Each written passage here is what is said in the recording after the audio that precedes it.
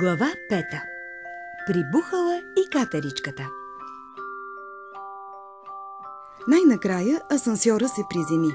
Марта и Симона слязоха плахо. Нещо профуча с бясна скорост покрай тях. После отново и отново. Беше малко създание, което много бързаше. Дойдоха! Момиченцата дойдоха! Изписука то.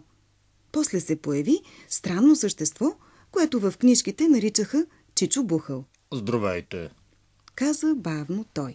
Здравей, Чичо Бухал! Поздравиха го в един глас приятелките. Охо, вие знаете кой съм?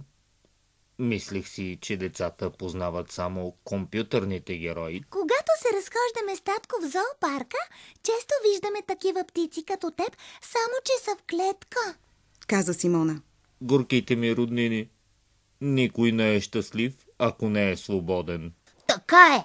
Мъдро заключи Марта. Аз си мислех, че ще бъда свободна далеч от мама и татко, но съм се лъгала.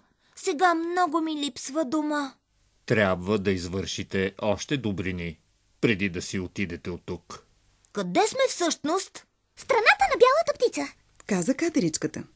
Тя беше малкото създание, което бързаше. Сега се приближи до тях и ги подуши. Я гледай, катеричка, говори.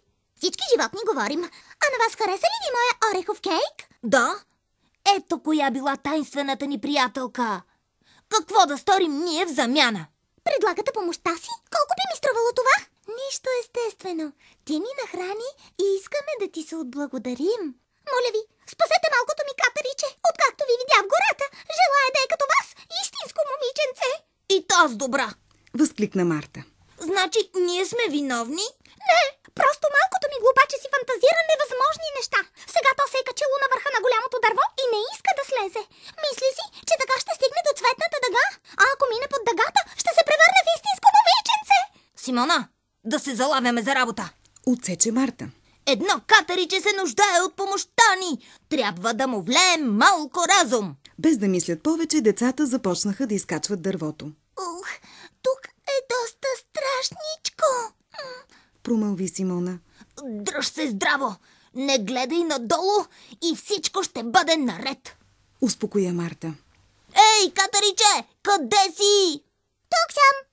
Изписука смешно то. Внимавай да не паднеш, ще те свалим. Наставляваше го Марта. Ама мен не ме е страх. Всеки ден се катеря до върха и слизам обратно. Говоря си с листата и си правя срещи с слънцето. Ха-ха! Наистина ли? Ахнаха децата. Да. Сега обаче искам да стигна дъгата. Минали под нея ще се превърна в истинско дете. Ха! Че ти да не би да си измислено дете. Не искам да съм като вас. Защо ти е притрябвало да си като нас? В момента ми се ще да съм на твое място и да не изпитвам страх от височината. Хайде да се разменим. Предложи катеричето. На драго сърце. Прие Марта. Толкова ми е мъчно за мама и татко. Ако стана като теб, ще имам отново майка. С госпожа Катерица ще се катерим по дърветата всеки ден и ще си правим срещи със слънцето. Хайде, давай да се разменяме. Как така? Тя си е моя майка. Възрази катеричето. Ако си разменим местата, ще е моя. Нали така? Отсече Марта. Да, но това никак не ми харесва. На мен пък много ми допада даже. Симона се засмя. Тя разбра какво цели нейната приятелка. Искаше да покаже на катеричето, че от дома и родителите по-хубаво няма.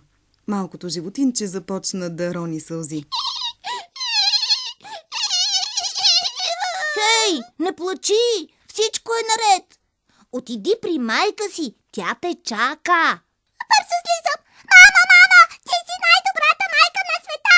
Много те обичам. Рече то и прегърна мама катерица. Да, Покашля се Чичо Бухал. браво на момиченцата. Деца, благодаря ви за добрината. Каня ви на горски чай и сладки.